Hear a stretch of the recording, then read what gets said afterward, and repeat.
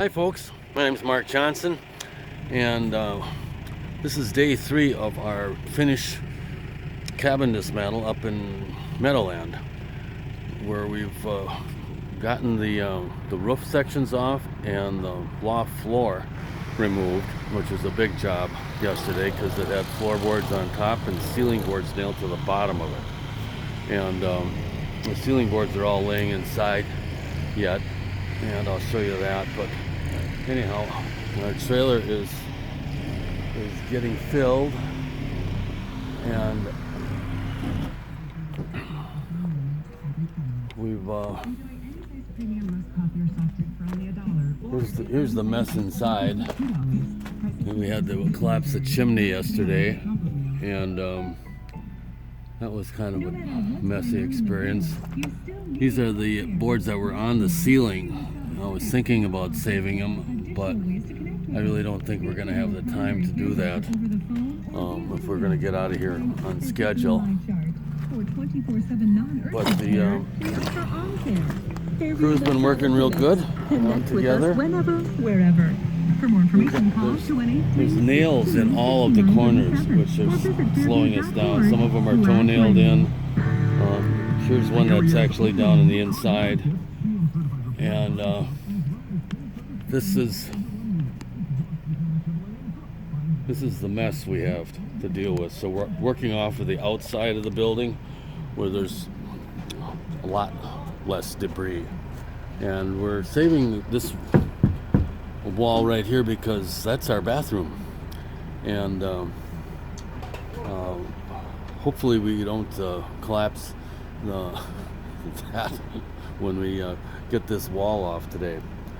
But you can see here, I just spoke before about the sphagnum moss that's placed in between here, and they've also got a lot of areas where they simply had to put rags in after the building was up. Obviously they couldn't get anything in between the logs where the moss was, so we've got a lot of rags that are found here, there, and everywhere. And then I spoke about these members here. These are mortised into each log in order to keep them nice and straight and lined. And then they've also fastened their doors and their windows to these things so that the building could settle. Very ingenious. But if you look at the corners that are cut here, and they are so perfect. It's almost like you cut them with a saw or something. But there's no gaps in the corners whatsoever. And this is a dovetail notch. It's called a compound dovetail because everything is angled to interlock the corners better, and it also allows any water to drain out of the corner in case water gets over here, rain. This building looks like it was covered with siding very soon after it was built. These logs are weathered a little bit, but they're in such good shape that I'm sure that it was covered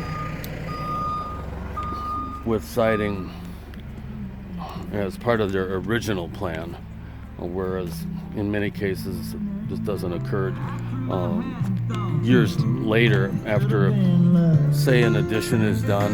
There was like an addition over here, but anyhow, that's what I know about it. According to the owner and the papers that we found, it's not as old as I originally had suspected. It seems like it was built in the 20s. At least one of the oldest newspapers from 1919, so it's 101 years old. So we'll keep at it today, and going to try to salvage some of the boards from the ceiling or the loft floor, and we'll take those home when we come up to get our forklift. So that's probably it, except for the last day when we show the mess that's left here.